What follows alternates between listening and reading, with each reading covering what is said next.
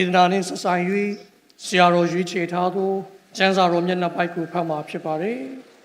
ပထမအဦးဆုံးတစ်ပိုင်းမှာတော့ရှင်ယောဟန်ခရစ်ဝင်ကျမ်းအခန်းကြီး3အခန်းငယ်18ရှင်ယောဟန်ခရစ်ဝင်ကျမ်းအခန်းကြီး3အခန်းငယ်18သားတော်ကိုယုံကြည်သောသူသည်အပြစ်စီရင်ခြင်းကိုမခံရမယုံကြည်သောသူမူကားဖျားသခင်၌တပါးဒီသောသားတော်ကိုမယုံကြည်သောကြောင့်ယခုပင်အပြစ်စီရင်ခြင်းကိုခံရ၏ဒုတိယနဲ့နောက်ဆုံးတစ်ပိုင်းမှာတော့ရှင်ယောဟန်ခရစ်ဝင်ကျမ်းအခန်းကြီး7အခန်းငယ်46မှ49ဖြစ်ပါတယ်ရှင်ယောဟန်ခရစ်ဝင်ကျမ်းအခန်းကြီး7အခန်းငယ်46မှ49ဖြစ်ပါတယ်ငါကိုယုံကြည်သမျှသောသူတို့သည်မောင်မိုင်း၌မနေစေခြင်းကငါသည်အလင်းဖြစ်လျက်ဤလောကသို့ကြွလာပြီငါစကားကိုကြားသောသူသည်မယုံကြည်ဘဲနေလျင်ထိုသူကိုငါသည်အပြစ်မစီရင်လောကီသားတို့ကိုအပြစ်စီရင်အံ့သောငါလာသည်မဟုတ်လောကီသားတို့ကိုကေတင်အံ့သောငါလာ၏ဒေသနှင့်ဆက်ဆိုင်၍ဆရာတော်ပြင်ဆင်ထားတဲ့ကောင်းချီးမင်္ဂလာများကြားနာခံတော်သူရောက်စီတိုင်းအသက်တာတက်ရောက်ပါစေယနေ့ဆရာယူရတန်ဤဖြစ်ဝပြုကိုဝေခြင်းစီစဉ်မှာမြန်မာနိုင်ငံနှစ်ချင်းခရိယန်အသင်းချုပ်မှကိုယ်စားလှယ်ဖြစ်ကျွန်တော်တို့အသင်းတော်ကိုရောက်ရှိလာတာကတော့သိက္ခာတော်ရဆရာတော်ဒေါက်တာအေးမင်းပဲဖြစ်ပါတယ်ဆရာကတော့ကမာယုနှစ်ချင်းအသင်းတော်ရဲ့သင်းဦးဆရာတစ်ပါးဖြစ်နေစက္ကန့်နေတကယ်တော့ MIT မှာလည်း visiting professor ဖြစ်နေစက္ကန့်လျက်ရှိနေသောဆရာတော်တစ်ပါးဖြစ်ပါတယ်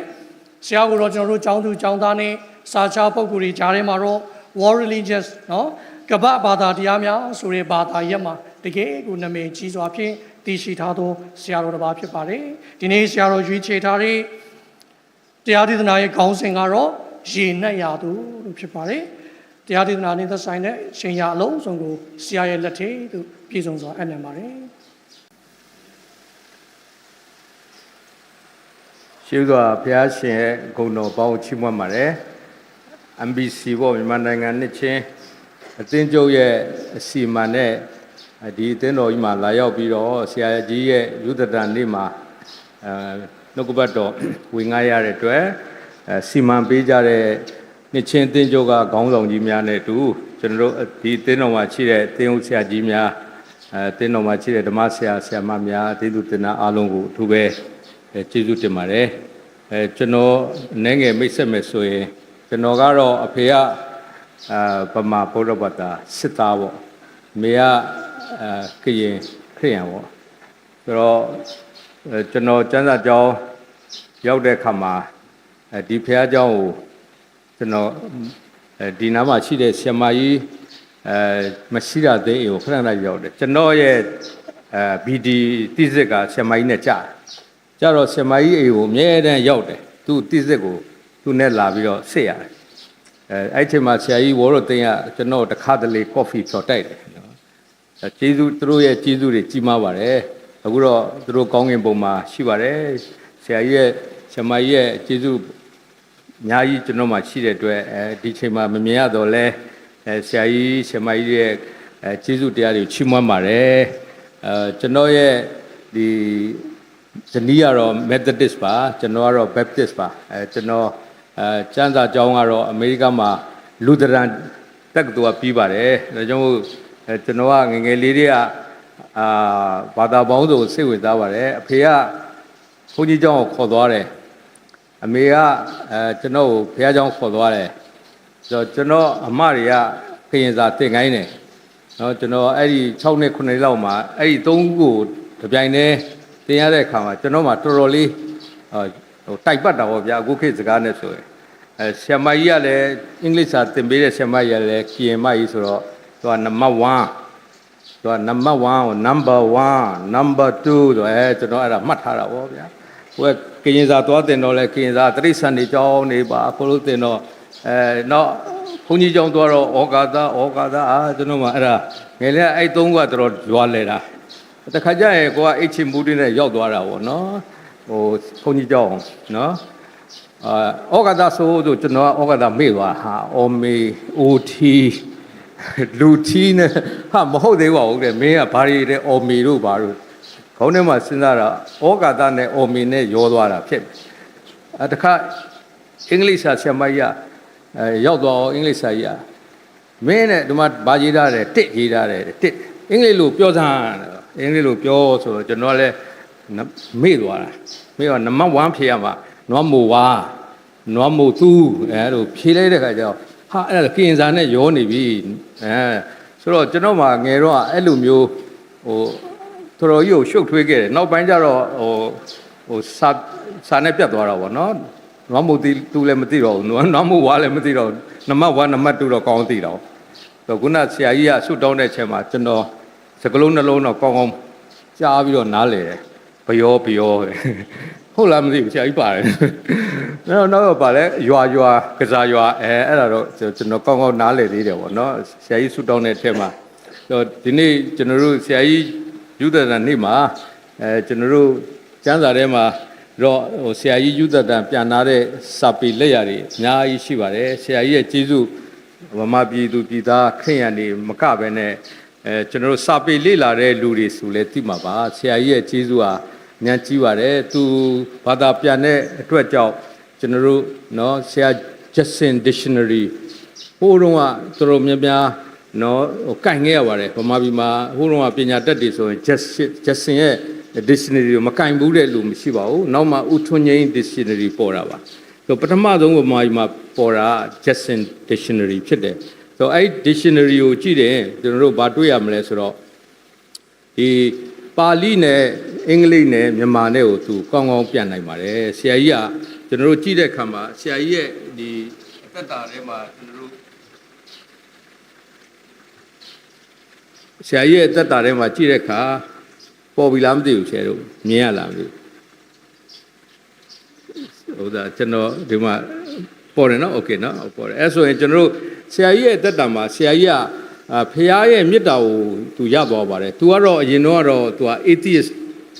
ဆရာကြီးယူဒနာဘာသာမဲ့ပါဒါပေမဲ့သူတငယ်ချင်းကြောင့်နော်သူတငယ်ချင်းကတနေ့သေကန်ဒီအချိန်မှာ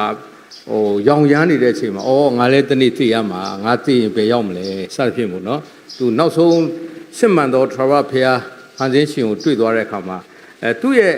နော်အတိတရားတွေသူ့ရဲ့အမြင်တွေအငြမ်းကျယ်သွားအရင်တော့က तू ကရှင်းပြောရင်သူ့နိုင်ငံလောက်ပဲသူချစ်တယ်သူ့လူမျိုးလောက်ပဲသူချစ်တယ်သူ့နိုင်ငံသူ့လူမျိုးလောက်ပဲသူကယ်ဖို့စဉ်းစားတယ်ဒါပေမဲ့ခရစ်တော်ရသွားတဲ့အခါမှာသူကဘာကြီးကိုကယ်ဖို့ကဘာကြီးတစ်ခုလုံးကိုသူချစ်လာတယ်လူမျိုးတွေအားလုံးကိုချစ်လာတယ်လူသားတွေအားလုံးကိုချစ်လာတယ်အဲ့ဒီချစ်ချင်းမေတ္တာသူ့ကိုရွေ့စေတယ်သူ့ကိုရေနဲ့ရာသို့ရွှေ့စေတယ်နဲ့နေတဲ့ deep down ပေါ့အတွင်းထဲထိရောက်စေပါတယ်ဒီနေ့ကျွန်တော်တို့လည်းအဲ့ဒီချစ်ချင်းမေတ္တာကျွန်တော်တို့ဆရာကြီးယူဒတန်ဖြစ်တယ်လို့မျိုးကျွန်တော်တို့ထဲမှာတကယ်ဖခင်ရဲ့ချစ်ချင်းမေတ္တာရှိရင်ကျွန်တော်တို့ကကန်းဆက်မှာမနေတော့ဘူးကန်းဆက်ဆိုတာအေးတက်တာနေလို့ရတယ်ဒါပေမဲ့ရေနဲ့ရာတို့ချွေပြီးဆိုရင်တော်တော်ကြီးကိုကျွန်တော်တို့ခက်တွေ့ရပါတယ်ဆရာကြီးကဗမာပြည်စရောက်တဲ့ခါမှာသူ့မှာ language ပေါ့သူဗမာစကားလည်းမတတ်ဘူးနော်ဘာစကားမှမတတ်ဘူးအင်္ဂလိပ်တစ်ခုပဲတတ်တယ်သို့တော်ညာလဲသူကအဲ့ဒီမှာစာပေကို6နှစ်သူလေ့လာရတယ်ဆရာကြီးကဗမာစာပေခက်ပါတယ်တခါတလေကျွန်တော်တို့ဗမာတွေတောင်ကောင်းကောင်းမသုံးတတ်တာရှိတယ်ကျွန်တော်တို့ကျမ်းစာကျောင်း MICD မှာကျွန်တော်ဆရာလုပ်တော့ဒီနာဂကျောင်းသားလေးကိုကျွန်တော်ကတနေ့တဘာပတိလုပ်ခိုင်းတယ်ကျောင်းအုပ်ကြီးကဥက္ကဋ္ဌကျောင်းရဲ့ဥက္ကဋ္ဌလာတယ်တဲ့မင်းတဘာပတိလုပ်ပါဆိုသူကတဘာပတိလုပ်တယ်လို့တော့ဒီနေ့ကျောင်းရဲ့ဥက္ကဋ္ဌကြီးကနော်အရာအစစကိုသူကကမကထလုပ်ဖို့ရှိတယ်ကမကထဆိုတာကဥဆောင်ပါပေါ့နော်ဒါဗမာလိုပေါ့လေဆိုတော့ तू ကတည်ငြိမ်နဲ့တိုက်ပုံပို့ပြီးတော့ဒီနာဂကျောင်းသားဒီနေ့ဥက္ကဋ္ဌကြီးကကမောက်ကမလုပ်ပါမယ်တဲ့နော်အဲ့ဒါအဓိပ္ပာယ်ကဘာဖြစ်သွားလဲဆိုကမကထနဲ့ကမောက်ကမမတူဘူးနော်အခုဗမာပြည်မှာလည်းအဲ့ဒီစကလုံးနှလုံးကမကွဲဘူးနော်ဘသူတွေကကမောက်ကမလုပ်နေလဲတော့မသိဘူးနော်ကျွန်တော်တော့ဒါတော့ပြောရင်ဆရာတို့ကကျွန်တော်ထက်ပိုသိပါပါသတင်းစုံရတယ်နော်ကျွန်တော်တို့ကဘာလုပ်ရမလဲကမကထဆိုတာအောင်မြောင်လုပ်မယ်တိုးတက်အောင်လုပ်မယ်ကြီးပွားအောင်လုပ်မယ်ကမောက်ကမကြတော့ပျက်စီးအောင်လုပ်တာပေါ့ဆိုတော့ဒီနေ့ခက်ခဲတဲ့ကျွန်တော်တို့ဒီကျွန်တော်တို့ကျမ်းစာတွေကိုဘာသာပြန်ရင်းနဲ့ဆရာကြီးယူဒတန်အကြောင်းကိုကျွန်တော်လေ့လာရေးလေးနဲ့ဘု து အကြောင်းတွေ့လဲဆိုတော့ Memory of George Dana Borman သူ့အကြောင်းသွားပြီးတော့တွေ့တယ် तू ကတော့ဘသူ့နှစ်ချင်းပေးခဲ့လဲဆိုတော့ तू ကကျွန်တော်တို့ကိုသားဖြူပေါ့နော်ကျွန်တော်ဖတ်တဲ့အခါမှာကိုသားဖြူဆိုတာသွားပြီးတွေ့တယ်ဆိုတော့ဆရာကြီးယူသက်တန်ကျဦးနောကိုပထမဆုံးနှစ်ချင်းပေးခဲ့တယ်ဆိုတော့ဒီသာသနာပြုကြီးတွေအကြောင်းစဉ်းစားတဲ့အခါမှာဆရာကြီးယူသက်တန်ဟောခုန Boardman ကောနော်ကရင်လူမျိုးတွေကြားထဲမှာသာသနာပြုတဲ့နိုင်ငံသားအများကြီးပါနော်ဟိုချင်းမှာလည်းရှိတယ်လီဆူးမှာလည်းရှိတယ်ဗမာပြည်မှာရှိရင်သာသနာပြုဆရာတွေကနိုင်ငံသားတွေပါအလုံးဒီပါပေါ့နော်ဟိုကျွန်တော်တို့လွန်ခဲ့တဲ့နှစ်ပေါင်း900တန်လင်းပေါ့အခုတန်လင်းသွားရင်ကျွန်တော်တို့တွေ့မယ်ဘုရားကျောင်းအပြက်ကြီးရှိတယ်လွန်ခဲ့တဲ့နှစ်ပေါင်းကကျွန်တော်တို့ National ပေါ့နော်တောင်ကိုဘရင်တောင်ကိုမင်းဆက် National ကြားဘူးမှာသူကနော်မြန်မာနိုင်ငံရဲ့နော်မင်းနေတယ်မှာသူလည်းမင်းတစ်ပါးပဲသူကဘယ်သူနဲ့တွေ့လဲဆိုတော့အဲ့ခေတ်တုန်းကပြင်သစ်နော်ဘုန်းကြီးတွေလာတယ်အဲ့တုန်းကနှစ်ချင်းတွေမလာဘူးအမေရိကန်လည်းမလာသေးဘူးနော် British အင်္ဂလိပ်တွေလည်းမလာသေးဘူးဘယ်မှမလာဘူးလွန်ခဲ့တဲ့နှစ်900ကကျွန်တော်တို့နိုင်ငံကိုလာတာ Roman Catholic ဘုန်းတော်ကြီးတွေ Dominican ဘုန်းတော်ကြီးတွေနော် Franciscan ဘုန်းတော်ကြီးတွေလာတယ်သူတို့လာတယ်အဲ့တုန်းကသူတို့ကပြင်သစ်တွေပါဆိုတော့ပထမဆုံးကျွန်တော်တို့လွန်ခဲ့တဲ့နှစ်900လောက်ကလာခဲ့တဲ့ဘုန်းတော်ကြီးတွေကဒီကျမ်းစာတွေကိုလည်းသူတို့ဘာသာပြန်ခဲ့တယ်သူတို့အတူထွာလေးတွေပေါ့နော်အများကြီးရှိခဲ့တယ်အဲ့တုန်းကနောက်ဆုံးမှာဒီအင်းဝမင်းကအဲ့ဒါတွေကြားပြီးတော့သူကမချေမနှက်ဘူးအဲ့ဒီအချိန်မှာအဲ့ဒီနတ်ရှင်တော်ကခရိယန်ဖြစ်သွားတယ်တဲ့နော်အဲ့ဒါကြတော့ကျွန်တော်တို့အញ្ញမ်းကိုအံ့ဩဖို့ကောင်းတယ်မြန်မာဘုရင်တယောက်ကခရိယန်ဖြစ်သွားနတ်ရှင်တော်ဆိုလည်းအလုံးသိပါတယ်သူကစာဆိုတော်ကြီးပေါ့နော်မြန်မာပြည်မှာမသိတဲ့သူမရှိဘူးဒီပုဂ္ဂိုလ်ကြီးကနော်ဒီ Franciscan ဘုန်းကြီးတွေနဲ့တရားဆွေးနွေးနေသူ့ထဲကိုနော်ဖះရောက်ရှိသွားတယ်နော်လောကဝမ်းမြောက်ဖះကြွလာတဲ့ကျွန်တော်တို့နိုင်ငံကိုဖះကြွလာပါတယ်ခရစ်တော်ဖះကြွလာတယ်ဘု து အားဖြင့်လဲဒီသာသနာပြုကြီးတွေပေါ့ဒါကြောင့်ဗမာလူမျိုးရဲ့ဦးနော်ဟဲ့လားခုနနော်ကျွန်တော်တို့ကရင်လူတို့ကုသာဖြူအဲ့ဒီခေတ်တုန်းကဘယင်ဖြစ်တဲ့နတ်ရှင်တော်ယုံကြည်သူဖြစ်သွားတယ်ဖះကိုလက်ခံသွားတယ်ဆိုအဲ့ဒါတွေအားလုံးကိုကြည့်ရင်ကျွန်တော်တို့ရဲ့အနောက်မှာကြီးမားသောဝိညာဉ်တို့ကြီးရှိပါတယ်ဝိညာဉ်တော်ကြီးပေါ့သူကကျွန်တော်တို့တစ်ကဘာလုံးကိုသူကနော်ထိမ့်ချုပ်တယ်ကုတ်ကဲနေတယ်ဒီနေ့ဗမာပြည်ရဲ့သာသနာလည်းဒီနေ့ထိဝိညာဉ်တော်ကြီးကကုတ်ကဲနေပါတယ်ကျွန်တော်တို့မှာအုပ်ချုပ်တဲ့လူရှိပါတယ်အဲ့အုပ်ချုပ်တဲ့လူကကျွန်တော်တို့သာသနာကိုအုပ်ချုပ်တဲ့လူကအမြင့်ဆုံးသောဖခင်ဖြစ်တယ်လောကဘုရင်တွေမဟုတ်ဘူးလောကအာဏာရှင်တွေမဟုတ်ဘူးဒါကြောင့်မို့ကျွန်တော်တို့အာဏာရှင်လည်းကြောက်เสียမလို့ဘုရင်လည်းကြောက်เสียမလို့ဖခင်ကိုပဲကြောက်ဘူးကျမ်းစာလည်းပြောရဲငါ့ကိုပဲကြောက်တယ်ဒီနေ့အဲ့ဒီဓမ္မအတွေးခေါ်ဒီကျွန်တော်တို့ဒီခရိယန်မှာအညာရေးကြည့်ပါတယ်ဆိုတော့ကျွန်တော်တို့ခရစ်တော်ကအမြဲတမ်းတရားဟောတဲ့အခါမှာသူကပုံမွေလေးလင်းဟောပါတယ်နော်အဲ့ဒီမှာသူဟောတဲ့တရားတဲ့ရှင်လုကာ9:4မှာစကားတော်ပြတ်သောအခါခရစ်တော်ပြောတယ်ရေနဲ့ရာသို့ရွှေအောင်လောတဲ့ဒါကြောင့်မို့သွား၍လူမျိုးတကာတို့ကိုငါတပည့်ဖြစ်စေခြင်းကသမီးတော်သားတော်ရှင်တော်နဲ့တဲ့နော်ဆုံးမတွင်တင်ပါတဲ့အဲ့ဒီစကလုံးတွေကပြန်ကြည့်ရင်ရေနဲ့ရာသို့ရွှေဖို့သာသနာပြုခြင်းဟာကန်းဆက်မှနေဖို့မဟုတ်ကျွန်တော်တို့ဗျာဦးခရိယန်ဖြစ်လာပြီးတော့ဗမာပြည်မှာနေတယ်တခါမှသူများသာသနာပြုဆိုအဲ့ဒါကန်းဆက်မှပဲရှိတယ်ဒီသင်းတော်မှာရှိတဲ့လူတွေပေါ့နော်သာသနာမပြုဘူးဆိုဗမာပဲရှိသေးတယ်ကန်းဆက်မှပဲရှိသေးတယ်ဖြစ်တော့ပြောရဲရင်းနဲ့ရလို့ deeply သွားမယ်အဲ့ဒါဆိုရင်သာသနာပြုတယ်ဒါကြောင့်မို့ဆရာကြီးယူသက်တန်ဟိုးကျွန်တော်နဲ့မိုင်မောင်းများဆိုတာဝေးတဲ့အမေရိကနေပြီးတော့နော်သမောကြီးနဲ့လာတယ်တဖြည်းဖြည်းဆရာယူသက်တန်ရဲ့အကြောင်းကိုကြည့်လိုက်ရင် when he had stopped speaking he said to the Simon launch out into the deep and let down your nets for the catch ဆိုတော့ငါးတွေကိုဖားနိုင်ဖို့မင်းနှစ်နေရရေနေရတို့ရွှေ့ပါတဲ့ဆိုတော့ဆရာကြီးယူသက်တန်ကရေနေရတို့ရွှေ့ပါတယ်ရှမသက်49မှာထိုသူတို့အားငါနောက်သို့လိုက်ကြလောသင်တို့သည်လူကိုများသောတန်ခါဖြစ်စေခြင်းကငါပြုမိတ်တော်မူပါတယ်ဆိုတော့ဒီနေ့ဗမာပြည်ကိုခရစ်တော်နော်ပင့်ဆောင်လာတယ်ပေါ့နော်ကျွန်တော်တို့ဗမာလူမျိုးတွေနားလည်အောင်ပြောရင်နော်ဒီဆရာကြီးယူသက်တန်နဲ့နော်ခုန George နော်ခုနFranciscan သာသနာပြုဘုန်းကြီးတွေကဗမာပြည်ကိုခရစ်တော်ဘုရားကိုပင့်ဆောင်လာတယ် ဗမာလူမျိုးတွေဖူးရတယ်ဗမာလူမျိုးတွေမှာခုနနတ်ရှင်တော်လို့ဘုရင်တွေကယုံကြည်ရတယ်ဆိုတော့ကြောင့်မို့အေဝံဂေလိလုပ်တဲ့အခါမှာကျွန်တော်တို့တစ်ခါတလေဗမာတွေနဲ့ဘုန်းကြီးတွေနဲ့စကားပြောတဲ့အခါမှာကျွန်တော်တို့ရဲ့ approach ပေါ့ reach out လို့ခေါ်တယ်ခုနစကားလုံးထဲမှာဒီနေ့ရသူရွှေ့ဆိုကျွန်တော်တို့ကဘုန်းကြီးတွေနဲ့စကားပြောတဲ့အခါမှာဒီတိုင်းပြောလို့မရအောင်ကျွန်တော်တို့ရဲ့နော်သာသနာပြုဆရာကြီးယုဒတာယေရှုဖခင်ကိုဗမာပြည်ကိုပင့်ဆောင်လာပါတယ်ယေရှုကဗမာပြည်ကိုကြွမြန်းလာပါတယ်ဘု து အားဖြင့်လဲဒီပုဂ္ဂိုလ်ကြီးတွေအားဖြင့်နော်ဒီပုဂ္ဂိုလ်တိုင်းသားတွေယေရှုဖခင်ကိုကိုးကွယ်ကြရတယ်နော်ဆိုတော့ဒီနေ့ကျွန်တော်တို့သာသနာပြုခြင်းဟာဘုရားသခင်ကြွမြန်းလာခြင်းဖြစ်တယ်သာသနာပြုခြင်းဟာကိုလိုနီယယ်လီဇမ်မဟုတ်ပါဘူးသာသနာပြုခြင်းဟာနယ်ချက်မဟုတ်ပါဘူးကျွန်တော်တို့တော်တော်များများနားလေတာသာသနာပြုခြင်းဟာနယ်ချက် M3 လုံးကျွန်တော်အားလုံးသိတယ်ကျမ်းစာကြောက်တက်တဲ့ဆရာကြီးတို့လည်းသိမှာသာသနာပြုခြင်းဟာဘုရားသခင်ကြွမြန်းလာခြင်းဖြစ်ပါတယ်ဘု து အားဖြင့်လဲ through the minister through the missionary เนาะဒါကျွန်တော်တို့အားလုံးသိပါတယ်ဆိုတော့သာသနာပြုဒီဘဝကိုကြည့်ရတချို့ဘဝတွေအញ្ញတနာဖို့ကောင်းပါတယ်เนาะတချို့ယုံကြည်သူဖြစ်လာတဲ့ဟိုကကိုသားပြုဆိုလဲသူ့မှာလည်းအခက်အခဲတွေအများကြီးသာသနာပြုတိုင်းမှာ story ရှိတယ်ဒါကြောင့်မို့လူမျိုးအားပြောပြရန်ဝတ္ထုရှိတယ်လူမျိုးအားပြောပြရန်ဝတ္ထုရှိကျွန်တော်တို့အားလုံးမှာအဲ့ဒီဝတ္ထုဆိုတာ story ကိုပြောတာဒီနေ့ဆရာကြီးယုဒတရဲ့ story ကြည့်ရင်ဆရာကြီးယုဒတငယ်တော့လူပြောက်ပါချောတာနော်အဲဆိုတော့မိမကောင်းကောင်းရနိုင်တယ်ဒါနောက်ပြီးတော့နောက်မှသူကနော်ပြောင်းလဲလာပြီးတော့သူနော်နောက်ဆုံးသူကအာရှမှာတဲ့သာသနာပြုဖို့ minister ရွေးတဲ့အခါသူက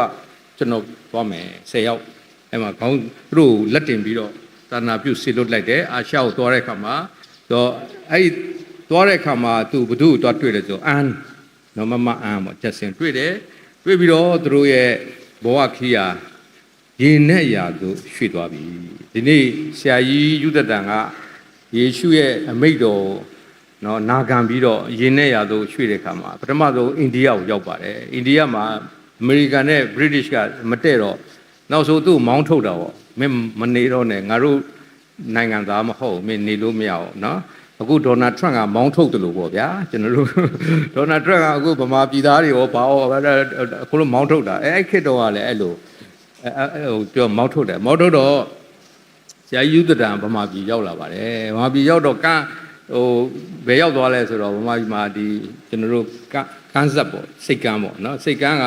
ဘယ်နေရာလဲဆိုတော့အခုကျွန်တော်တို့အနည်းဆုံးပြောရင်ဆူးလီပေါ့အဲဆူးလီဖရားကအခုကအကြီးကြီးဖြစ်သွားခိုးတော့ဆူးလီဖရားတလောက်ပဲရှိတာတိတိလေးအဲ့နားမှာကန်းဆက်ရှိတယ်အဲ့ကန်းဆက်ကိုရောက်တယ်အဲ့ကနေပြီးတော့သူကသူ့ဘသူတွေခေါ်သွားလဲဆိုတော့ရှင်းပြောရင်ဝင်ကြီးဟိုအဲ့တုန်းကဆိုဝင်ကြီးယုံနေပေါ့အခုခေတ်နဲ့ပြောရင်တော့အရာရှိခေါ်သွားတာပေါ့သူတို့ကနိုင်ငံသားဒီမှာနေမယ်မှာဆိုသူတို့စစ်စေတချို့ကလည်းမယုံကြည်တော့ဟိုကြမ်းတမ်းဆက်ဆံရပါတယ်ဆိုနောက်ဆုံးသူတို့ကဒီခက်ချင်းကြိုက်အစားတော့မကောင်းဓာတိဥပြင်းထန်ချွေးရလဲတစ်လုံးလုံးရင်ရလဲတစ်လုံးလုံးเนาะဒီလိုတကယ်ဟို easy life ကနေပြီးတော့တကယ်ဟိုเนาะ roots ပေါ့ကြမ်းတမ်းတဲ့ life ကိုလာတဲ့အခါမှာဆရာကြီးယုဒတန်ကျွန်တော်ကိုချင်းစာပါတယ်ဆိုဒီနေ့တော့ဒီမှာထိုင်တဲ့ယုံကြည်သူတွေဆရာကြီးယုဒတန်ကိုချင်းစာစိတ်လေးပေါ့เนาะအဲ့ဒါကိုကျွန်တော်တို့ဘာလို့ပြောလဲမုဒိတာလို့ခေါ်ပါတယ်မုဒိတာပွားကြရအောင်เนาะဂယုဏထက်ပိုတဲ့စကလုံးမှာမုဒိတာဆိုတာ तू ဘလောက်ခံစားခဲ့ရမလဲအဲ့ဒါလေးပေါ့เนาะဆိုကျွန်တော်တို့မေတ္တာပို့တဲ့ခါမှာအဲ့ဒါအញ្ញမ်းကြီးကြည့်ပါတယ်ဆုတောင်းတဲ့ခါဆိုကျွန်တော်တို့နောက်ဆုံး तू ကเนาะဒီကျမ်းစာကိုကျွန်တော်တို့ဘာသာပြန်ဖို့6နှစ်เนาะပါဠိကျမ်းစာတွေမြန်မာကျမ်းစာတွေကို तू ကလေ့တယ်ဆိုတော့ဆရာကြီးကပါဠိကိုကောင်းကောင်းသင်ရပါတယ်ပါဠိလိုသင်တဲ့အတွက်ဒါကြောင့်မို့ကျမ်းစာရဲ့မျက်နှာဖုံးမှာတမာကျမ်းလို့ तू ရေးလိုက်တာအញ្ញမ်းကိုကျွန်တော်တို့ကြည့်မယ်ဆိုရင်နော်ဖះအလိုတော်ပဲဘာဖြစ်လို့ဆိုတော့ငါဆိုတာသူကြိုက်တဲ့အစာနဲ့မျှရတယ်နော်ကဏ္ဍဆိုရင်လည်းသူကြိုက်တဲ့အစာနဲ့မျှဟိုငှက်ဆိုရင်လည်းသူကြိုက်တဲ့အစာနဲ့ဗမာပြည်ကိုလူကိုများသောတငါဖြစ်ဖို့ရန်ဗမာတွေကြိုက်တဲ့စကားနဲ့သူမျှပါတယ်အဲ့တုန်းကဗမာတွေထဲမှာခရိယန်တယောက်မှမရှိဘူးသူရောက်တဲ့အချိန်မှာလဲတိုင်းရင်းသားတွေထဲမှာလဲခရိယန်တယောက်မှမရှိဘူးတော်တော်များများပေါ့ တော့ရှိတဲ့တန်လင်ကခရိယန်နေကြတော့လေအင်းဝဘင်ကအကုန်လုံးဖမ်းချုပ်ပြီးစကိုင်းပို့လိုက်တယ်အဲ့တော့2000လောက်ရှိတယ်ပြောတယ်နော်လွန်ခဲ့တဲ့နှစ်900တခင်ဟိုဆရာယူသက်တန်ရောက်တာနှစ်200ကျော်ပဲရှိသေးတယ်နော်နှစ်900ခရိယန်တွေကိုအခုဘယ်မှာသွားတွေ့နိုင်လဲဆိုတော့စကိုင်းမှာပေါ်တီဂီအမျိုးတွေနော်သူတို့ရဲ့မျက်နှာကြည့်လိုက်ရင်ပေါ်တီကိုပဲဒါပေမဲ့စကိုင်းဘက်မှာအများကြီးကြံသေးတယ်တဲ့သူကဆိုတော့ကျွန်တော်တို့ကြည့်တဲ့အခါမှာဒီလူမျိုးကြမ်းတမ်းတဲ့နော်ဘဝအခီးကိုသူဖြတ်လာပြီးတော့မှနောက်ဆုံးမှာသူဒီကျမ်းစာကိုရေးတဲ့အခါမှာကျမ်းစာရဲ့မျက်နှာဖုံးမှာတမာဆိုတဲ့စကားလုံးရေးလိုက်တယ်အဲ့ဒါကဗမာဗုဒ္ဓဘာသာတွေကိုမျှမဲ့ငါးစားပဲနော်ငါးစားဒါကြောင့်ဗမာတွေကသူ့ရဲ့ဝေစာသူပထမဆုံးဝေစာကျွန်တော်တို့ဒီရွှေတကိုသွားတဲ့လမ်းမှာအဲ့မှာဖျားလမ်းရှိတယ်ဖျားလမ်းလေးရှိတယ်အခုအလံပြဖျားလမ်းဆိုတာအဲ့ဖျားလမ်းဆိုတာကျွန်တော်တို့အခုအောင်ဆန်းကွင်းကအရင်တော့ရေကန်ကြီးပေါ့အောင်ဆန်းကွင်းကအခုမှအောင်ဆန်းကွင်းအဲ့နားမှာလမ်းကြားလေးရှိတယ်အဲ့လမ်းကြားမှာသူကအဲ့ဒီလိုမျိုးအခုလိုမျိုးသူတို့ကနော်ဇရက်ကိုစောက်တယ်နော်ကျွန်တော်တို့အားလုံးကြားဘူးလိမ့်မယ်ဆရာယူသန်ဇရက်ကိုစောက်တယ်အဲ့ဇရက်ဆိုတာအဲ့ဒီပုံမှာပဲနော်အဲ့ဒီဇရက်လေးစောက်ပြီးတော့ဝေစာဝေတယ်အဲ့ဝေစာထဲမှာတဲ့သူကဗာရေးတယ်ဆိုယရဏ3ပါးယရဏ3ပါးဝေလိုက်တဲ့အခါဘသူတွေပို့နားလဲတယ်ဆိုတော့လမ်းဖြတ်နေတဲ့ဗုဒ္ဓတွေဖျားကိုသွားနေရွှေတူကိုသွားတဲ့လမ်းမှာတွေ့ရတဲ့သူတွေဟာယရဏ3ပါးပါလားဆိုသူတို့အញ្ញမ်းစိတ်ဝင်စားတယ်အထူးဖြင့်ဦးနှောကစိတ်ဝင်စားဒီလိုပဲအခုကျမ်းစာမှာလည်းမျက်နှာဖုံးမှာတမာလို့ထည့်လိုက်တာဘသူတွေစိတ်ဝင်စားတယ်ဆိုကျွန်တော်အိမ်လာတဲ့ဖုန်းကြီးတစ်ပါးကျွန်တော်အဖေဘက်ကကျွန်တော်အဲ့မှာကျမ်းစာကြောင့်တက်တော့စာအုပ်တွေနဲ့ပေါ့ဗျာကျမ်းစာစာအုပ်ဒီလိုအဲ့မှာဒီဘုန်းကြီးကကျွန်တော်ကိုလှမ်းပြောဟာတဲ့မင်းတို့အဲ့စာအုပ်ကတမာပဲလားတဲ့ဟုတ်တယ်ဒါကျမ်းစာစာအုပ်ခရိယံတမာဆိုရဲဟာတမာဆို तू စိတ်ဝင်စားပဲဟာ तू ဖတ်ချင်သွားတယ်ဘာဖြစ်လို့လဲတမာဆိုတဲ့စကားလုံးကကျမ်းစာရဲ့မျက်နှာဖုံးမှာပါတယ်ဘာဖြစ်လို့လဲဆိုတော့ဗုဒ္ဓဘာသာမှာနိဗ္ဗာန်ရောက်ဖို့မက္ခင်၈ပါးတမာ၈ပါးနဲ့သွားမှရောက်တာဆိုအဲ့ဒါကိုဘုံဘုံကတွေ့သွားတော့အားတဲ့တကားတဲ့ဘုံဘုံကိုပေးပါလားတဲ့ဖတ်ချင်လို့ဟာဘုံဘုံယူသွားပေါ့ကျွန်တော်တော့အေးဝင်ကလေးမလုပ်အောင် तू ကကျမ်းစာဖတ်မယ်ထပြောနေနော်ကျွန်တော်ဘာမှသူအေးဝင်မလို့ तू ကကျမ်းစာဖတ်ချင်တယ်ဟာဒီဘုန်းကြီးကတော့ပြောင်းလဲကန်တီးပြီပေါ့ဆိုကျွန်တော်သူ့ပေးလိုက်ပါတယ်ဆိုလိုတာက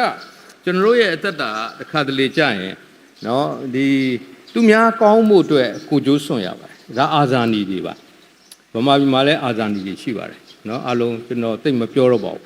အာဇာနည်တွေအကြောင်းပြောရင်နည်းနည်းလေးနော်အတန်ကလည်းတုံလာတယ်နော်လက်ကလည်းနည်းနည်းလေးအနံ့ထွက်လာဆိုတော့မပြောတော့ဘူးဒီနေ့ကျွန်တော်တို့အာဇာနည်တွေကအញ្ញမ်းပဲဆင်းရဲဒုက္ခခံရတယ်တခါတလေအသက်ပါခံရနော်ကျွန်တော်တို့ခရိယန်ဘာသာမှာလည်းအာဇာနည်တွေအများကြီးရှိတယ်ရှင်းပြောရင်ကျွန်တော်တို့ရဲ့သာသနာပြုတွေကသာသနာအာဇာနည်ပါဒီနေ့ကျွန်တော်ချီးမြှောက်ပါတယ်ဆရာကြီးယူသက်တာကျွန်တော်တို့မြန်မာပြည်အတွက်သာသနာအာဇာနည်ပါသူဇနီးလည်းဗမာပြည်မှာတည်သွားတယ်သမီးလည်းတည်သွားတယ်သူချစ်တဲ့သမီးတည်တယ်ဇနီးတည်တယ်နော်ဒီလောက်နော်စွန့်လွတ်တဲ့စိတ်ဓာတ်ကသာသနာစိတ်ဓာတ်ကအာဇာနည်စိတ်ဓာတ်ပါကျွန်တော်တို့ဒီနေ့အဲ့ဒါလေးကိုဆရာကြီးယူသက်တာနေ့မှာကျွန်တော်တို့အတူယူရအောင်ပြန်လဲအောင်မေ့ကြရအောင်နော်အတူယူကြရအောင်ကျွန်တော်တို့ရဲ့သားသမီးတွေထဲမှာဆရာကြီးယူသက်တန်လူမျိုးပေါ်ထွက်လာဖို့ကျွန်တော်တို့မွေးထုတ်ကြရအောင်နော်အခုတော့မွေးထုတ်ဖို့အချိန်ကမရှိတော့ဘူးလားတော့မသိဘူးနော်ကျွန်တော်တို့ရဲ့သာသနာအာဇာနည်လောင်းတွေလည်းအခုလုံးနိုင်ငံသားကိုထွက်သွားကြအသင်းတော်မှာကျွန်တော်တို့အသင်းတော်ဆိုလူငယ်မရှိတော့ဘူးနော်ဆရာကြီးလိုတူတဲ့သာသနာအာဇာနည်မွေးထုတ်ဖို့ကတော်တော်ခက်သွားပြီဆရာကြီးယူသက်တန်လည်းလောကမှာနော်ဒီနော်ကျွန်တော်တို့လက်မရွတ်ထောက်မှာသူ့ကိုအဲ့လိုမျိုးချိတ်ဆွဲပြီးတော့မှနော်လက်မရွတ်ထောင်းဆိုတာမန္တလေးဘက်မှာရှိပါနော်အဲ့ဒီနားမှာစကိုင်းနဲ့မန္တလေးကြားမှာပေါ့နော်အဲ့ဒီမှာသူ့ကိုအဲ့လိုမျိုးပဲခြေထောက်ကိုအပေါ်မှာချိတ်ပြီးအောက်ကိုဒီလိုမျိုးဆွဲထားတာပါဘယ်လောက်ခံစားရမလဲနော်သို့တော်ညာလဲသူလက်မရွတ်ထောင်းထဲမှာနေတဲ့ချိန်မှာမအန်းကသူ့ကိုလာပြီးတော့တွေ့တဲ့အခါမှာသူပြန်နေတဲ့ကျမ်းစာစာအုပ်လေးကိုခေါင်းထဲမှာခိုးပြီးတော့ပေးလိုက်တယ်သူကအဲ့ဒီလောက်ဒုက္ခခံစားနေတဲ့အချိန်မှာတော့သူသာသနာအမှုကိုလုပ်ပါတယ်နော်အဲ့ဒါလေးကိုကျွန်တော်အញ្ញမ်းသဘောကျကျွန်တော်တို့ဗမာပြည်မှာအញ្ញမ်းဒုက္ခခံရတယ်အခုခံနေရတဲ့ဒုက္ခလေအရင်ခံရတဲ့ဒုက္ခနှစ်ဆရှိတယ်ဟုတ်လားတော့မသိဘူးခေါင်းတော့မညိတ်ပါနဲ့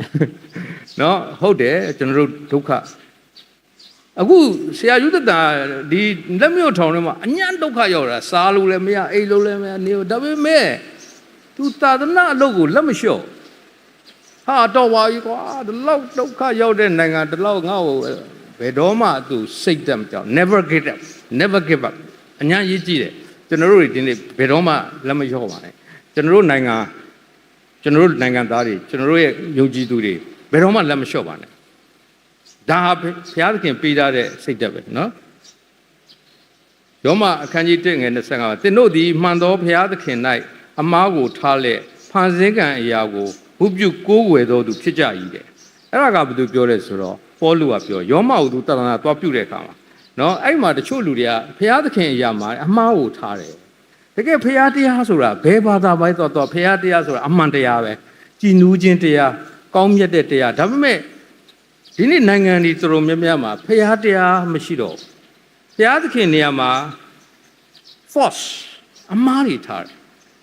not the truth not the right is the wrong အမှားတွေထားတဲ့တွေ့တဲ့ဖန်ဆင်းကံအရာကိုဝတ်ပြုကိုးကွယ်သူเนาะဒုတိယအဆင့်ရောက်သွားတယ်เนาะဒီမှာလဲဒီအောင်တွေ့ရတယ်နောက်တစ်ခုကကျွန်တော်တို့ယောမမှာကြည့်ရင်ဒီမှာကြည့်လိုက်ရင်ယောမနိုင်ငံသားတွေကအဲ့ဒီဖျားအများကြီးကိုးကွယ်ရုပ်ထုတွေအများကြီးကိုးကွယ်ဆိုတော့ယောမခန်းကြီး1ငယ်28 30မှာထိုသူတို့သည်ဘုရားသခင်ကိုမသိမမှတ်လိုသည်ဖြစ်၍မလျောက်ပတ်သောအပြုမှုကိုပြုစေမည်အကြောင်းဘုရားသခင်သည်သူတို့ကိုမောဟလက်သို့အပ်လိုက်တော်မူသည်နှင့်အညီသူတို့သည်အလုံးစုံသောအတ္တမကျင့်ခြင်းမတရားသောမိထုံပြုခြင်းစိုးညစ်ခြင်းဒေါဘလူကြိုးခြင်းမနာလိုခြင်းညူဆူခြင်းလူသက်ကိုတက်ခြင်းရဲတွေ့ခြင်းလက်ပြားခြင်းသူတစ်ပါးကိုမြင်ပြင်းခြင်းနှင့်အတူနဲ့ပြည့်တော်သူချောစားတတ်တော်သူစေတော်သူဘုရားသခင်ကိုမုန်းတော်သူကြမ်းတမ်းတော်သူမာနထောင်လွှားတော်သူတတိမရှိတော်သူဥစ္စာပြတ်တော်သူမိမိတာမယာစသည်တို့ကိုမချစ်တော်သူရန်ညှိုးထားတော်သူတနာခြင်းဂုဏစိတ်မရှိတော်သူဖြစ်ကြ၏အဲ့ဒါယောမမြို့မှာရှိတဲ့လူတွေကိုရှင်ပေါလုကပြောတာအဲ့ဒီအကြောင်းအရာအတိုင်းပဲကျွန်တော်တို့ဒီနေ့ကျွန်တော်တို့နိုင်ငံတွေမှာအဲ့ဒီပုံကိုယ်တွေအများကြီးရှိတယ်အခုလိုပုံကိုယ်မျိုးတွေအများကြီးရှိတယ်နော်ရန်တွေ့တယ်လှည့်ပြားတယ်ညှို့ဆူတယ်မနာလိုဘူးဆဲရေးတယ်ဘုရားသခင်ကိုမုန်းတယ်ကြမ်းတမ်းတယ်မာနထောင်လွှားတယ်ဆိုဒါတွေကိုကြည့်တဲ့အခါမှာဘုရားသခင်ကအဲ့မှာပထမဆုံးစကားလုံးလေးပေါ့နော်ဘုရားသခင်ဒီတဲ့သူတို့ကိုမောဟလက်သို့အပ်လိုက်တယ်မောဟဆိုတာကရင်လိုပြောရင်ဟိုရိုးရိုးလေးနားလည်အောင်ပြောရင်တော့မူဂေါလီပေါ့ကရင်စာထဲမှာကျွန်တော်ဒါတော့ကောင်းအောင်အလွတ်ရမူဂေါလီဆိုတာဘာကိုပြောချင်လဲဆိုတော့စိတ်ပေါ့ကျွန်တော်တို့လူတစ်ယောက်ကမှန်မှန်စကန်ကစိတ်ဖြစ်တယ်ဆိုရင်ဥမာစီဝါတိုးတက်ချင်တယ်ဥမာစီဝါရေးသမားစီဝါတိုးတက်ချင်တယ်ကားတွေအများကြီးပိုက်ချင်တယ်ငွေတွေများအဲ့ဒါဘာစိတ်လဲလောဘစိတ်ကောင်းတယ်အဲ့ဒါ good အဘိဓမ္မာမှာလောဘစိတ်ကအကျိုးပြုစိတ်ပဲတခါလေကြာရင်ကိုမယားကိုလာထိတယ်ဗျာကိုသားသမီးကိုလာထိတယ်ပြန်ဆော့ပလိုက်တာပေါ့အိမ်ထဲမှာသခိုးဝင်လာဆော့တယ်အဲ့ဒါဘာစိတ်လဲဒေါသစိတ်အဲ့ဒါလေအကျိုးပြုစိတ်ပဲကောင်းတယ်ဆိုတာဒါပေမဲ့မောဟစိတ်ကြတော့တဲ့ကိုရှိရမှာကိုမိမကိုသူများလာပြီးခေါ်သွားလဲကြောင်ကြည့်ကိုအိမ်ထဲဝင်ပြီးပစ္စည်းမှာကြောင်ကြည့်သူ့မှာဘာစိတ်လဲအကျိုးပြုစိတ်မရှိတော့အကျိုးပြုစိတ်မရှိဘူးဆိုရင်အဲ့ဒါဘာစိတ်လဲမောဟစိတ်ဘာမှမလုပ်ချင်မကင်တော့ဖះလည်းမချုပ်ခိုးကြတရားလည်းမနာကျင်တော့ကောင်းတာလည်းမလုပ်ချင်တော့မကောင်းတာလည်းမလုပ်ချင်တော့ဘာလဲငေါင်ကြောက်နေတာနော်မောဟဆိုတာအဲ့ဒီဘုရားသခင်အားတဲ့မင်းတို့အဲ့ဒီလိုဖြစ်နေတယ်ငါမင်းတို့အကောင်းဆုံးငါတို့ပို့တယ်မင်းတို့ကမကောင်းဘူးလေဒါပေမဲ့မင်းတို့နောက်ဆုံးမကောင်းတဲ့အတိုင်းမင်းတို့ကမောဟထားမယ်တဲ့ဆိုအဲ့ဒီမှာဘာတွေ့ရလဲဆိုတော့ဆရာကြီးယူဒတန်အတုံးလေးတွေဟာမောဟတွေနော်ခုနဘာသာပြန်တယ်အញ្ញမ်းကောင်းတယ်ယောမ 1:16 မှာငါသည်ခရစ်တော်၏ဧဝံဂေလိတရားကြောင့်ချက်ကြောက်ခြင်းမရှိအကြောင်းမူကားထိုတရားသည်ရှေးဥစွာယူဒလူနောက်မှဟေလသလူယုံကြည်သမျှသောသူပေါင်းတို့ကိုကယ်တင်စေသောဘုရားသခင်တကူတော်ကြောင့်ဖြစ်တယ်ဆိုတော့ဒီမှာဗာတွေ့ရတော့ဧဝံဂေလိတရားပေါ့နော်ခရစ်တော်ရဲ့ဧဝံဂေလိတရားဒီဧဝံဂေလိဆိုတော့ evangel ဆိုတဲ့စကားလုံးဘယ်ကစလဲဆိုတော့ဓမ္မဟောင်းမှာဒါဝိဒ်ကစစ်သွားတိုက်တယ်ဆိုတော့စစ်တိုက်တဲ့နေရာနဲ့ယေရုရှလင်နဲ့အဝေးဖြစ်သွားတာအဝေးဖြစ်တော့စစ်နိုင်ပြီဆိုရင်တဲ့သတင်းကောင်းအဲ့သတင်းကောင်းကိုဘယ်သူကပြန်ပြောလဲဆိုတော့အဲ့မှာမြင်းနဲ့ပြန်လာတဲ့စစ်တီတော်တိုင်းပြန်လာပြီးတော့ဟေးယေရုရှလင်မြို့သားတို့ငါတို့စစ်ပွဲအောင်ပြီလို့အဲ့လိုမျိုးပြောလိုက်တဲ့စကားဒီ evangel လို့ခေါ်ပါတယ် good news လို့ခေါ်တယ်ဆိုတော့ဒီနေ့ဗမာပြည်နော်တကယ်ပဲနော်ဒုံဆိုင်ပြီးတော့လာတယ်ဗမာပြည်နော်လာပြီးတော့ခရစ်တော်ကကျွန်တော်တို့ကိုနော်ဆရာကြီးယူဒတန်အားဖြင့်သတင်းကောင်းကိုလာပြောတယ်ဖះမင်းတို့ချစ်တယ်ဗမာပြည်သားကိုဖះချစ်တယ် နော်မင်းတို့အပြစ်တွေကိုဖះမကြိုက်ဘူးမင်းတို့ချစ်တယ်ဗမာပြည်မှာနော်ဆရာကြီးယူတတန်အားဖြင့်နော်ဧဝံဂေလိတရားကိုကြားရတယ်တော့ဆရာကြီးယူတတန်အမြဲတမ်းတရားဟောတဲ့အခါမှာသူကနှုတ်သက်သည့်ဉာဏ်သက်သည့်အပေါင်းနဲ့ပြည့်ပဲဒါကြောင့်မို့ဒီနေ့ကျွန်တော်တို့တွေဗမာပြည်မှာနေတဲ့လူဧဝံဂေလိမပြောရင်နေပါ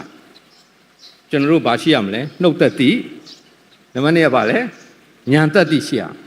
အခုကျွန်တော်တို့ကနှုတ်သက်သည့်လည်းမရှိဘူးဉာဏ်သက်သည့်လည်းမရှိဘူးဘာလို့မှာလဲကျွန်တော်တို့ခရိယန်တွေကျွန်တော်တို့ဘာလို့ကြမှာနှုတ်သက်သည့်မရှိဘူးဗျာမပြောရဲမဆိုရဲဉာဏ်သက်သည့်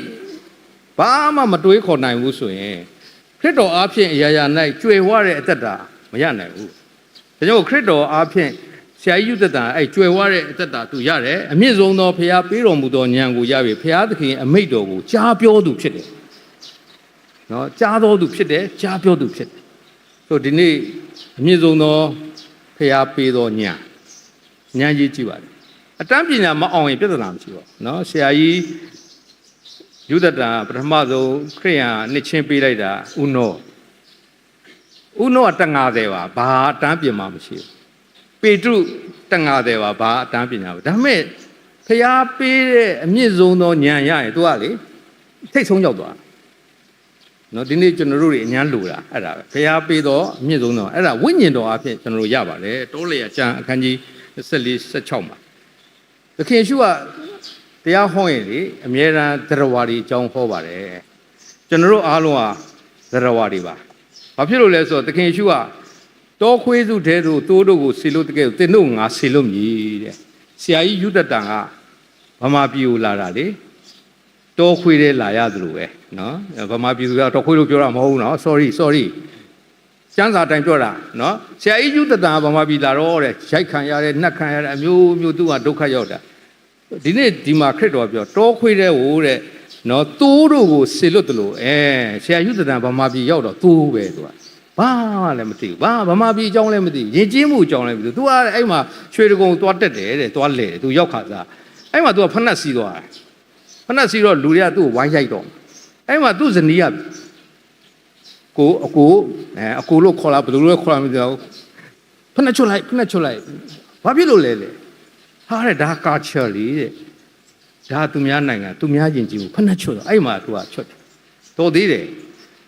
မိန်းမရှိလို့ကောင်းတဲ့မိန်းမရတော့ဆရာယူသက်တန်ဇက်မပြုတ်တာဒါကြောင့်တော့ပါရမီဖြည့်ဘက်အညာလိုတယ်နော်ကျွန်တော်တို့မှာဒါကြောင့် तू ကမိန်းမတစ်ယောက်ဆုံးတော့နောက်တစ်ယောက်ဆုံးတော့ဗာလဲနောက်တစ်ယောက်ဆရာကြီးဂျက်ဆင်မှာမိန်းမဘယ်နှယောက်ရှိလဲ3ယောက်နော် तू ကတော်တော်ထောတာဗျာကျွန်တော်ကတစ်ယောက်တည်းဗျာဟိုဆိုလိုတာကနောက်တာပါနော် तू က3ယောက်ဘာကြောက်လဲမျိုးသမီးဆိုတာပါရမီဖြည့်ဘက်ပါနော်သာသနာလုပ်ငန်းတွေအိမ်တော်လုပ်ငန်းတွေအသင်းတော်လုပ်ငန်းမှာကျွန်တော်တို့ရဲ့အမျိုးသမီးတွေကပါရမီဖြည့်ရပါမှာဆိုဆရာကြီးတဏ္ဍာပြုတ်နိုင်တာကျမ်းစာအကုန်လုံးနောက်ကချက်ပြုတ်ကျွေးမွေးနောက်မှာဘာလို့လဲဇနီးတယ်ပါဒါကြောင့်ကျွန်တော်တို့ဒီမှာရှိတဲ့အမျိုးသားတွေကိုဇနီးတယ်ကိုနော်အမြင့်ဆုံးနေရာမှာထားပါအမြင့်ဆုံးမှာနော်ကျွန်တော်ကားနဲ့မောင်းလာရှင်းဖွင့်လိုက်တော့အမြင့်ဆုံးမှာထားခြင်းတယ်နော်အမြင့်ဆုံးမှာထားပါကျွန်တော်ရဲ့ဇနီးတွေကိုဆိုတော့ဒီမှာလဲပြန်ကြည့်တဲ့အခါသင်တို့ဒီတဲ့မွေကဲ့သို့လိမ်မာအဲ့တောပိစုတဲ့သွားရင်တဲ့သင်တို့ဒီမွေကဲ့သို့လိမ်မာပြီးတော့ဂျိုးငေးကဲ့သို့အစိတ်ကဲမယ်တဲ့ကျွန်တော်တို့မြေခွေးပါတောခွေးဆိုတာ fox ဆိုတာသူ့မှာတနာညာတာစိတ်မရှိဘူးဒီနေ့ကျွန်တော်တို့လည်းဒီကျမ်းပိုက်ကြပြောရင်မင်းတို့ကိုတဲ့တိုးခွေးတဲ့ကိုငါဆေလွတ်မယ်ဆရာကြီးယူသက်တာနော်ကြမ်းတမ်းပါတယ်သူတော့အဲ့ဒီကနေပြီးတော့သူကဘာလုပ်ခိုင်းလဲတိုးလို့တော့အသက်မရှင်တော့နဲ့တဲ့ဆရာယူသက်တန်ဗမာပြည်ရောက်တဲ့ခါတိုးလို့အသက်မရှင်တော့သူလဲတော်တော်ကြီးကိုနော်မွေလို့သက်ရှင်ပါဟိုပြေးဒီပြေးဟိုရှောင်းဒီရှောင်းနောက်တစ်ခုကဘာလဲဂျိုးငဲ့သူပြန်ရတယ်သူကနော်အတောင်မှန်နဲ့ပြန်နောက်ဆုံးသူကဗမာသာသနာပြုခြင်းအောင်ဒါကြောင့်ဗမာပြည်မှာဆရာကြီးတွေတော်တော်များသာသနာပြုတွေဆိုရင်နော်ဒီလိုမျိုးပဲဒါကြောင့်လူဒီခရစ်တော်၌ရှိလင်အသစ်ပြုပြင်တော့သရဝါဖြစ်တယ်နော်ဒါကြောင့်ကျွန်တော်တို့ခရစ်တော်ကအမြဲတမ်းသရဝါနဲ့နှိုင်းပြီးတော့တရားဟောတယ်ဘာဖြစ်လို့လဲဆိုတော့သူဟောတဲ့အချိန်မှာ spine တွေရှိတယ်တကယ်ရှုတရားဟောရင်လေအနောက်မှာယောမစစ်သားတွေလိုက်နားထောင်တယ်ဖာရိရှဲတွေကလိုက်နားထောင်တယ်အခုလည်းဓာတ်ရိုက်လွတ်နာတယ်ဆိုတော့ကျွန်တော်လည်းအဲ့ဒါသတိထားရတယ်ဟိုတနေ့ MIT ကျောင်းသားဟောင်းမှာကျွန်တော်လက်ချပေးခဲ့တော့ကျွန်တော်ကမသိဘူးပြောလိုက်တော့ဆရာနဲ့ဓာတ်ရိုက်လွတ်ထားတယ်ဟုတ်လားအဲ့ဒါဆိုတိတ်မပြောရဲတော့ဘူးနော်တခြားနည်းနဲ့ပြောတာသခင်ယေရှုလည်းအဲ့လိုပဲတရားဟောတဲ့အခါအញ្ញံကိုသူကပါနဲ့တယ်တရားဟောရင်သူဓာတ်ရိုက်မပြောဘူးဘာဖြစ်လို့အောက်မှာနားထောင်နေတယ်ယောမစစ်သားတွေကဒါကြောင့်သူကတဲ့မင်းတို့လေတဲ့မွေကဲ့သို့ transform လုပ်ပါပြောင်းပါဂျိုးငဲ့ကဲ့သို့နော်သခင်ယေရှုကတရားဟောတဲ့အခါမှာသူကဂျိုးငဲ့ဆိုတာတဲ့ seeing the world တကဘာလုံးကိုကြည့်တဲ့အမြင်မြင့်မားတဲ့ vertical view နဲ့ကြည့်ပါဒါကြောင့်ဆရာကြီးယူတတာကဘာကြီးကိုကြည့်တဲ့အခါ तू သာသနာပြုခြင်းတယ်ဘုရားရဲ့သဘောတော်တွေဝိညာဉ်တော်ရဲ့သဘောတော်တွေ तू ကိန်းဝတ်သွားတဲ့အခါမှာ तू ကဘာကြီးတစ်ခုလုံးကို तू ချစ်လာတယ်လူမျိုးပေါင်းစုံချစ်လာတယ်နောက်ဆုံးခရစ်တော်ပြောတဲ့ကိုနှစ်ဆက်ဆိုင်သောသူများကိုလည်းချစ်တယ်ဗမာပြည်သူပြည်သားကိုနောက်ဆုံးယန္တုကိုပင် तू ချစ်သွားပါတယ်အဲ့ဒါက what I view လို့ခေါ်ပါတယ်ဝိညာဉ်တော်ကိန်းဝတ်တယ်ဒီအဖြစ်ဂျိုးငက်ဝိညာဉ်တော်ကိန်းဝတ်သွားရင်ကျွန်တော်တို့ကတဲ့ကဘာကြီးကိုချစ်တတ်သွားတယ်ဒုတိယတစ်ခုကကဘာကြီးတဲ့ကိုဝင်ရောက်သွားတယ်ရင်နဲ့ရတဲ့ကိုဝင်သွားတယ်ကြိုက်တဲ့နေရာကိုသွားရဲသွားတယ်အနေရရှိလား okay သူသွားရဲတယ်ဟာအဲ့နေရာငါတတ်မယ်လူရိုင်းနေရှိတယ်အဲ့မှာတောခွေးတွေရှိတယ်မရောက်သွားမယ်အဲ့ဒါသာသနာပြုခြင်းဖြစ်ပါတယ်ကျွန်တော်တို့ဒီနေ့သာသနာပြုခြင်းဟိုးတော့အညာခက်ခဲပါတယ်တခါတလေကြာရင်ကျွန်တော်တို့ကသာသနာပြုပြီးရောက်သွားတာမဟုတ်ပါဘူးကျွန်တော်တို့တွေကိုညီကိုတွေကကိုတိုင်းပြည်သူပြည်သားတွေကကိုရဲ့ဆွေမျိုးတွေကကိုရောင်းစားတဲ့အချိန်ရှိတယ်အချင်းချင်းကိုစော်တာအချင်းချင်းကိုစော်တာမောင်နှမအချင်းချင်းကိုစော်တာအခုကျွန်တော်တို့နိုင်ငံမှာလည်းအဲ့ဒီလိုသဘောမျိုးဖြစ်လားမဖြစ်လားတော့ဆရာတို့အားလုံးသိဆိုဒီနေ့ရောတနော်ရောတတွေ့ရ BC 1800လားလွန်ခဲ့တဲ့နှစ်ပေါင်း3800လောက်ကယောသက်ကိုဘသူတွေကရောင်းစားလိုက်လေယောသက်ကိုသူ့အကိုတွေကရောင်းစားလိုက်တာဒါကတော့သူ့အကိုတွေနဲ့ပြန်တွေ့တဲ့အချိန်ပေါ့ဒါရောင်းစားတဲ့အချိန်ပေါ့ဆိုအဲ့မှာ तू ကဘယ်ရောက်သွားလဲဆိုတော့ကပောက်ကျန်းအခန်း41 40မှာဖာရောမင်းဒီလေတဲ့ဇာဖနတမာနဒီဟုသောဘွဲ့နာမနဲ့ယောသက်ကိုချီးမြှောက်ပြီးတဲ့ဩနာမျိုးဤပရောဖက်နော်ပရောဟိတ်ပေါ့ဟေတိဖေဒရဲ့သမီးနဲ့ပေးသားလိုက်ပါတယ်ဆိုတော့ဒီယောသက်ကသူများနိုင်ငံရောက်သွားတယ်သူများနိုင်ငံကနော်တခြားဖျားကိုးကွယ်တဲ့နိုင်ငံရောက်သွားတယ်တခြားဖျားကိုးကွယ်ပြီးတော့အဲ့မှာတခြားဖျားကိုပူဇော်တဲ့ရစ်ပရောဟိတ်ရဲ့သမီးနဲ့အိမ်တော်ကြမပြီးသေးဘူး तू ကဘယင်ကံဖြစ်သွားတယ်ဖြစ်ပြီးတော့တခြားဖျားတွေကိုးကွယ်တဲ့ပရမစ်တွေရုပ်ထုတွေ तू ကတိဆောက်ပေးရတယ်ယောသက်ကလေသူများဖျားတွေကိုတိဆောက်ပေးတာအခုပရမစ်တွေသွားကြည့်ပရမစ်ဆိုတာအရင်တော့ဒါဇေဒီတွေပဲဌာပနာထားတာအထက်ထဲမှာသူတို့နော်ဒါကြောင့်မို့ဆရာကြီးယူတတာပါဠိလိုကြက်တယ်ပါဠိလိုရေးတယ်ပါဠိလိုမှတ်တကတချို့ကဘေးနာလူတွေဟာဘာလို့အဲ့ဒီနော်ဒီစာတွေကိုသူလေ့လာတယ်မဟုတ်မဆိုင်ဘူးပါဠိလိုဖတ်တာပါဠိလိုလေ့လာဗမာယဉ်ကျေးမှုလေ့လာ contextual လောက်တာကျွန်တော်တို့ယောသက်လိုပဲယောသက်ကကောင်းကောင်းသူများနိုင်ငံသူများဘာသာသူယူလိုက်တဲ့မိန်းမကိုနိုင်က interfaith ဘာသာကြားဒါကြောင့်ယောသက် family က interfaith ဘာသာ no family ကျွန်တော်မိသားစုတို့ပေါ့ကျွန်တော်အမေကကျွန်တော်အဖေကိုယူတော့ကရင်မိသားစုတွေကကရင်တွေကဝိုင်းတုတ်ကြတာဝိုင်းစိတ်ကြတာဒါကျွန်တော်ငယ်တော့ခံရတယ်အမျိုးတွေကကျွန်တော်အမေကဘားလမ်းမှာကြီးတာကျွန်တော်မသိဘူးမြို့ထဲမှာကြီးတာပေါ့ဗျာကျွန်တော်တို့အသက်20ကျော်မှကျွန်တော်အမျိုးတွေရန်ကုန်ထဲမှာရှိတယ်ဆိုတာသိရတာအမေကအမျိုးတွေရှိတခါမှမသွားဘူးဘာဖြစ်လို့လဲဆိုတော့ဆရာတို့အားလုံးသိလိမ့်ကြီးတာမှကျွန်တော်တို့ကအမျိုးတွေငါအမျိုးတွေကမြို့ထဲမှာရှိပါလားအဲ့လိုမျိုးဗျဒါထားလိုက်ပါဒါတကယ်အဖြစ်ပြက်တယ်ဒါကြောင့်မို့ဆရာကြီးယောဟန်ယောသက်လိုပဲမောရှေကလည်းဘသူရှိရောက်သွားလဲဖာရောဘုရင်ရဲ့သမီးတော်ဆိုမောရှေလည်းဘာသာကြားနဲ့အိမ်တော်ကြတာပဲနော်တခြားလူမျိုးကြားဘာသာဒီနေ့ကျွန်တော်တို့တွေဆရာကြီးယူသတန်ရောက်လာတဲ့ဒီနေ့ခရိယန်တွေဖြစ်လာတဲ့ကျွန်တော်တို့တိုင်းရင်းသားတွေကရင်တွေချင်းတွေလည်းဒီတဘောပဲသူများတွေကြားထဲမှာနေရတယ်ယောသက်တို့လိုမောရှေလိုပဲဒါမောရှေအမေကိုးကွယ်တဲ့ဖရားတွေပါမွေးစားအမေပေါ့ဗျာနော်အဲ့မောရှေအမေကိုးကွယ်တဲ့ဒီရုပ်ထုတွေခုနယောသက်ကသူ့ဇနီးကိုးကွယ်တဲ့ရုပ်ထုကိုဘယ်နှခါဖျက်ဆီးခဲ့လဲကျမ်းစာထဲမှာတစ်ခါမှဖြစ်ဘူး။နော်ဒါလေးကိုကျွန်တော်ဒီမှာသိစေချင်တာပါ။ဒါကြောင့်မောရှေသည်ကုရှအမျိုးသားမိန်းမနှင့်စုံဘက်သည်ဖြစ်၍ထိုမိန်းမကြောင့်မိဒံနဲ့အာရုန်တို့ကမောရှေကိုပြစ်တယ်။မောရှေသည်မြေကြီးပေါ်မှာရှိတဲ့သူအပေါင်းတို့ထက် နူးညံ့သိမ်မွေ့တယ်အဲ့ဒါလေးအញ្ញကြိုက်သူများဘာသာနဲ့လည်းယူတယ်သူများနိုင်ငံမှာလည်းနေတယ်နော်ကြမ်းတမ်းတဲ့ဒေတာကိုလည်းရောက်တယ်ဒါပေမဲ့နူးညံ့တယ် soft very soft power တော့ဆရာကြီးယူတန်တယ်မမ very soft ပါသူတို့ဘလောက်ဆဲဆိုသူတို့တရားတော်ဟောရင်ဇတွေးနဲ့ထွေးတာခံရတယ်မျိုးမျိုးဟလာထောင်ထဲမှာလဲစောက်ဆွဲတာခံရတယ်သူကထောင်ဝင်စားသွားတွေ့ရင်လဲသူ့ဟိုတချို့နော်ထောင်ဆောက်တွေကစောက်ဆွဲတာတို့ဟိုကင်ဒီကင်လောက်တာတွေရှိတယ်ကျန်တာပဲကြီးမလဲကျွန်တော်တို့ဟုတ်လားဒီလိုမျိုးဒါပေမဲ့တဲ့ဒီနူးညံ့တယ်နော်မောရှေကနူးညံ့တယ်တွေ့ရနော်ဒီမှာတွေ့ရဒါသူ့ရဲ့ဘဝဆက်ကြောင်းနော်ဆိုတော့တခါတလေကျွန်တော်တို့သာသနာပြုတဲ့ရှင်ပေါလုလို့ပေါ့ရှင်ပေါလုဟာတဲ့နော်တမန်တော်28 17မှာ3လလွန်လင်းနဲ့နတ်သားအမွာတို့ဤရုပ်ထုနော်ရှိတော်ကျွန်းမှာစောင်းကာလပတ်လုံးနေရတယ်3လ4လလောက်နော်ဟိုပေါလုကသူများသာသနာသူများမြေသူများနယ်ရုပ်ထုတွေကိုးကွယ်တဲ့ကျွန်းမှာ3လသွားနေရတယ်3လလောက်ပေါ့ဗျာဆိုတော့အဲ့မှာကြည့်လိုက်ရင်တဲ့ခုနဟိုရှင်ပေါလုလက်ထက်မှာနတ်သားအမွာကိုးကွယ်တဲ့ကျွန်းရောက်သွားတယ်အဲဒီမှာနတ်သားအမွာတယ်မမြင်ဘူးကိုကြည့်တာဟုတ်အဲ့ဒါယောမအင်ပါယာမှာအဲ့လိုမျိုးဖျားတွေအများကြီးပဲအမွာဆိုတော့အဲ့မှာလည်းနောက်ကျွန်းကြတော့ဒေမေဒရီအမည်ရှိတော့ဗဒိန်သမားတယောက်ကြီးတဲ့အာတေမိနတ်ဖျားကြီးငွေဗိမာန်ငယ်တို့ကိုပြုလုပ်တဲ့ဖြစ်ဗဒိန်သမားများအာစီဝါဆိုတယ်အဲ့ထက်ကဗဒိန်သမားတယောက်ဟာနော်ခရိယန်ဖြစ်လာတဲ့အခါမှာသူကဘာပြောလဲမင်းအဲ့